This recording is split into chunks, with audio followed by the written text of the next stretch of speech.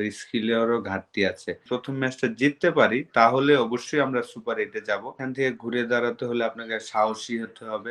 Skill কিন্তু একেকজনের একেক রকম হবে। টেকনিক একেকজনের একেক রকম হবে।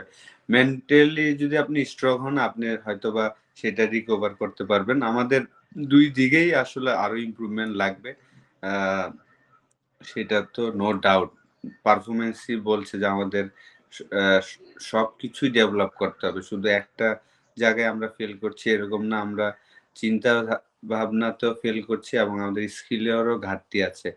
ভালো বলে কিভাবে আ সিঙ্গেলস, ডাবলস, ওভার বাউন্ডারি মারতে হয় সেই জিনিসগুলারও অভাব আছে ডেফিনিটলি।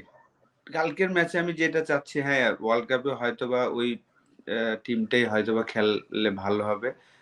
আমি এখন ডিপেন্ড করে আসলে যে টিমটা আমি বলছি ওই টিমের প্লেয়ার ওই টিমটা তারা করবে কিনা এবং করার পরে ওরা পারফর্ম করে কিনা।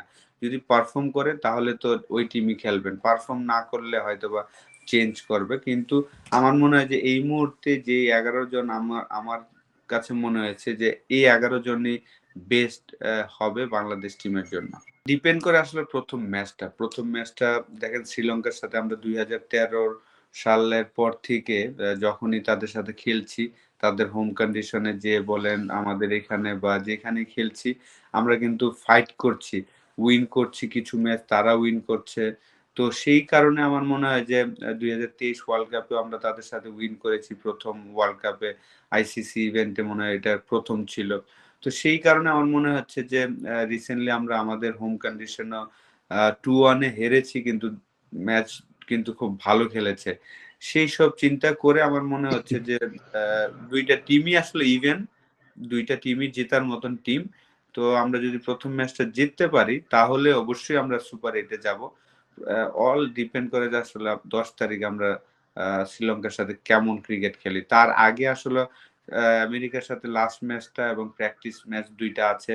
সেই জায়গায় আমাদের প্লেয়ারদের কনফিডেন্সটা কতটুকু আসে এটা খুব ইম্পোর্টেন্ট যে এই ৩ টা ম্যাচে আমাদের প্লেয়ারদের কনফিডেন্স আসাটাও খুব ইম্পোর্টেন্ট। জেতা হারা থেকে বড় কথা যে আমাদের ভালো ক্রিকেট খেলতে হবে। আমরা আসলে অতটা ভালো ক্রিকেট খেলতে পারছি না। আ আমরা যেমন শ্রীলঙ্কার সাথে হেরেছি, আমরা কিন্তু ভালো ক্রিকেট খেলেছি। আ টি-20 সিরিজটা। তো ওই ধরনের ভালো ক্রিকেট যদি খেলতে পারি তাহলে আসলে আমাদের আশা করতে পারি আমরা সবাই। অবশ্যই এইখান থেকে ঘুরে দাঁড়াতে হলে আপনাকে সাহসী হতে হবে এবং আমার মনে হয় যে যারা অনেকদিন ধরে খেলছেন তাদের একটু দায়িত্বটা বেশি নিতে হবে। বিশেষ করে আমি মনে করি যে শান্ত ওপেনিং এ চলে আসা উচিত। আ তানজিম তামিমের সাথে এবং সাকিব আল হাসান নাম্বার 3 তে খেলা উচিত। যেহেতু সে বিপিএল টাতে নাম্বার 3 তে এক্সিলেন্ট ক্রিকেট খেলেছেন।